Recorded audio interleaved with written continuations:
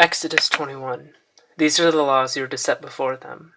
If you buy a Hebrew servant, he is to serve you for 6 years, but in the 7th year he shall go free, without paying anything.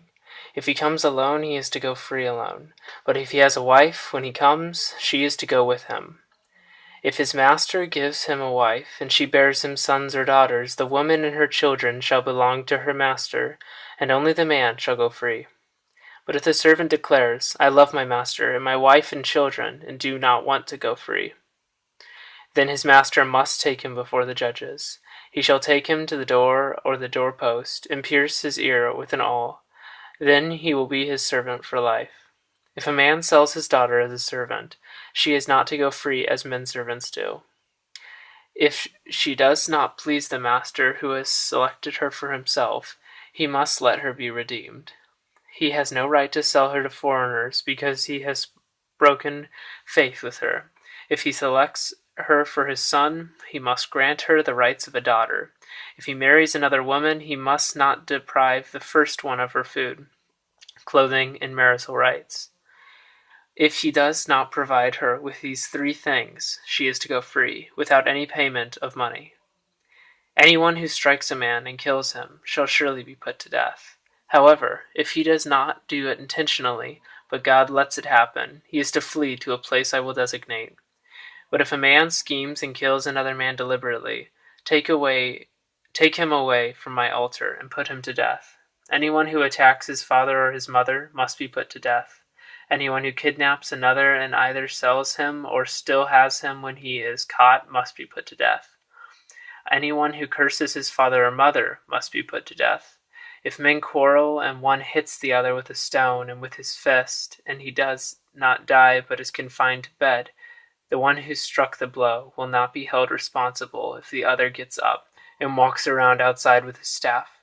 However, he must pay the injured man for the loss of his time and see that he is completely healed. If a man beats his male or female slave with a rod and the slave dies as a direct result, he must be punished. But he is not to be punished if the slave gets up after a day or 2, since the slave is his property.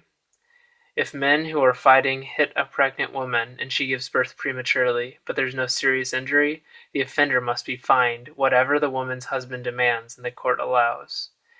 But if there is a serious injury, you are to take life for life, eye for eye, tooth for tooth, hand for hand, foot for foot, burn for burn, wound for wound, bruise for bruise.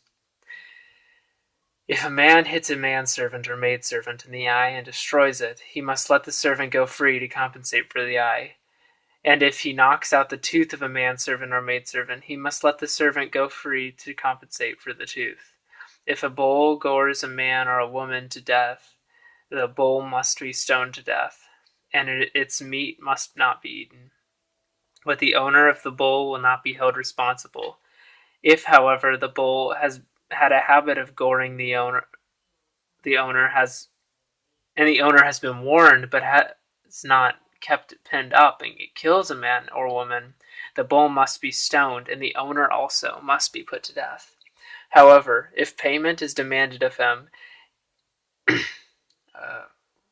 he may redeem his life by paying whatever is demanded. This law also applies if the bull gores a son or daughter. If the bull gores a male or female slave, the owner must pay 30 shekels of silver to the master of the slave, and the bull must be stoned. If a man uncovers a pit or digs one and fails to cover it, and an ox or a donkey falls into it, the owner of the pit must pay for the loss. He must pay its owner, and the dead animal will be his. If a man's bull injures the bull of another and it dies, they are to sell the live one and divide both the money and the dead animal equally. However, if it was known that the bull had the habit of goring, yet the owner did not keep it pinned up, the owner must pay animal for animal, and the dead animal will be his. End of Exodus chapter 21.